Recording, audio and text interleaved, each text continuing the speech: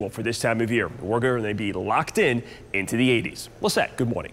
Good morning, everybody. The everyBODY Tampa walk across the street from our studios at Raymond J. Stadium is set for this Sunday, and next you're going to see how a brave young man is putting a new face on the taboo topic of eating disorders. The state.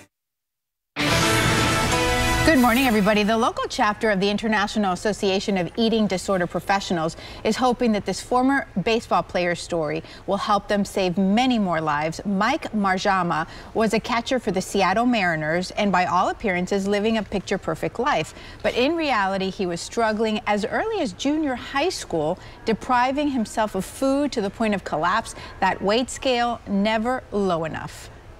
I would chew on ice cubes because it made me feel like eating, but all I'm doing is drinking water. No one knew. Here with more in our studios is the president of the Tampa Bay chapter of the IAEDP, Courtney Gordon, and also member Amanda Zephyrin. Thank you so much for coming in. This is such a departure from the usual person that folks think of in eating disorders, which is a young teenage girl. Why is it so important to really raise awareness of how this affects young men? Well, eating disorders themselves, as you know, have the highest mortality rate of any mental illness out there. And of the eating disorders, binge eating disorders, actually the most prevalent, with 40% being male. And 1 out of every 3 individuals with eating disorder is a man or a boy. And it doesn't get the same kind of attention because there continues to be a stigma around it for many men to get help. They're constantly viewed as being more feminine illnesses, and so a lot of males don't present for treatment. They're not assessed correctly.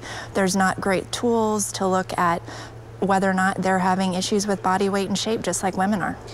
And that really brings the point home of why a walk, an awareness event, is so important. Amanda, give our viewers a sense of what happens during the walk. The walk is just an amazing support for men and women, children, adults, teenagers, whoever is going through an eating disorder, even their families. It is really a family event.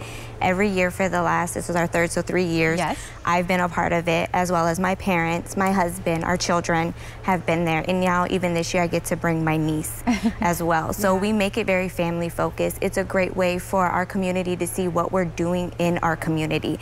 Everything that is raised financially stays in our community. It helps men and women, adolescents of all ages, get help for an eating disorder. With our support groups now, we have 2 support groups. One for somebody who has an eating disorder, and even for their family and friends, because the disease affects everybody, not just the individual. And Courtney, that's an important point, that all the money raised of the walk stays local.